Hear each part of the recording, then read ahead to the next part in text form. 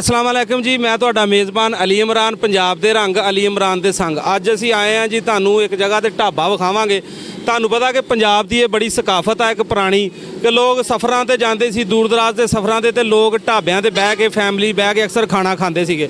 ਪੰਜਾਬ ਦੇ ਵਿੱਚ ਇਹ ਢਾਬੇ ਜਿਹੜੇ ਨੇ ਬਹੁਤ ਘਟ ਗਏ ਨੇ। ਉਹਦੀ ਵਜ੍ਹਾ ਇਹ ਆ ਕਿ ਜਿਹੜੇ ਨਾ 5 ਸਟਾਰ ਤੇ 3 ਸਟਾਰ ਹੋਟਲਾਂ ਨੇ ਲੈ ਲਈ ਆ। ਲੋਕ ਜਿਹੜਾ ਨਾ ਉਹ बनावटी चीज़ां देखते हैं, हालांकि इत्थे म्यारी चीज़ां मिलदियां ने। असीं तुहाडी गल भी कराने इत्थे एक ढाबे वाले दे नाल।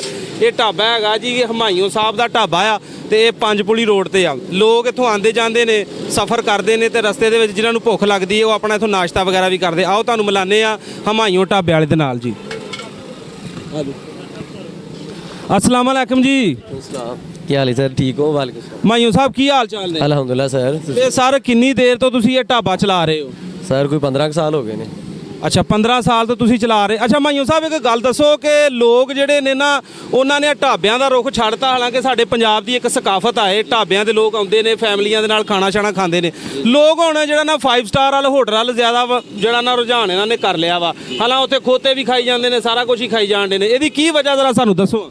ਸਰ ਲੋਕ ਮੰਗਦੇ ਨੇ ਟੇਸਟ, ਠੀਕ ਹੈ ਨਾ। ਉਹ ਵੱਡੇ ਲੋਕਾਂ ਕੋ ਆ ਗਿਆ ਰੁਪਈਆ ਬਹੁਤ ਜ਼ਿਆਦਾ, ਠੀਕ ਹੈ ਨਾ। ਹਾਲਾਂਕਿ ਟੇਸਟ ਜਿਹੜਾ ਛੋਟੇ ਢਾਬਿਆਂ ਤੇ ਆ, ਵੱਡਿਆਂ ਤੇ ਨਹੀਂ। ਵੱਡਿਆਂ ਤੇ ਜੋ ਗੰਦ ਗੁੰਦ ਚੱਲੀ ਜਾਂਦਾ ਲੋਕ ਖਾ ਰਹੇ ਨੇ, ਠੀਕ ਹੈ। ਜਿਹੜਾ ਮੇਨ ਚੀਜ਼ ਟੇਸਟ ਆ ਉਹ ਛੋਟੇ ਢਾਬਿਆਂ ਤੇ ਆ। ਲੋਕਾਂ ਕੋਲ ਰੁਪਈਆ ਬਹੁਤ ਹੈ, ਸਾਨੂੰ ਛੋਟੇ ਢਾਬਿਆਂ ਨੂੰ ਤਰਜੀਹ ਨਹੀਂ ਦਿੰਦੇ, ਠੀਕ ਹੈ ਨਾ। ਬਾਕੀ ਕੋਸ਼ਿਸ਼ ਤਾਂ ਇਹੀ ਹੈ ਕਿ ਅੱਲਾਹ ਪਾਕ ਸਾਰਿਆਂ ਨੂੰ ਦੇ ਰਹੀ ਸਕੇ। ਨਹੀਂ ਮਸਲ ਪੰਜਾਬ ਦੇ ਵਿੱਚ ਢਾਬੇ ਬੜੇ ਘਟ ਗਏ ਆ, ਇਹਦੀ ਵਜ੍ਹਾ ਕੀ ਆ?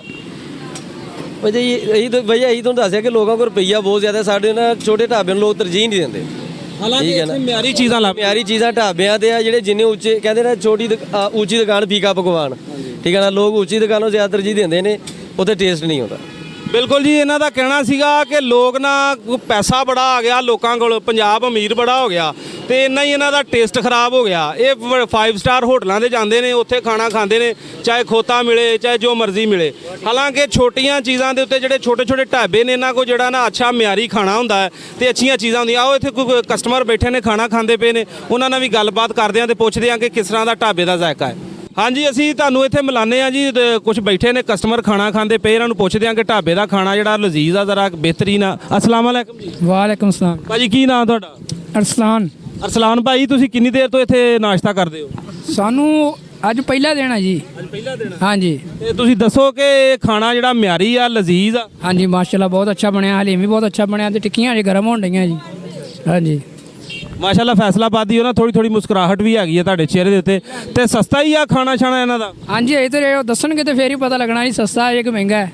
ਹਾਂਜੀ ਇਹ ਕਹਿ ਰਿਹਾ ਜੀ ਕਿ ਮਾਸ਼ਾਅੱਲਾ ਕਾਫੀ ਇਹਨਾਂ ਦਾ ਅੱਛਾ ਖਾਣਾ ਵਾ। ਅਸੀਂ ਤੇ ਪਹਿਲੇ ਦਿਨ ਕਹਿੰਦੇ ਆਏ ਆ, ਬਾਕੀ ਇੱਕ ਹੋਰ ਵੀ ਬੰਦੇ ਬੈਠੇ ਨੇ ਇੱਥੇ, ਮਾਸ਼ਾਅੱਲਾ ਰੌਣਕ ਲੱਗੀ ਰਹਿੰਦੀ ਆ।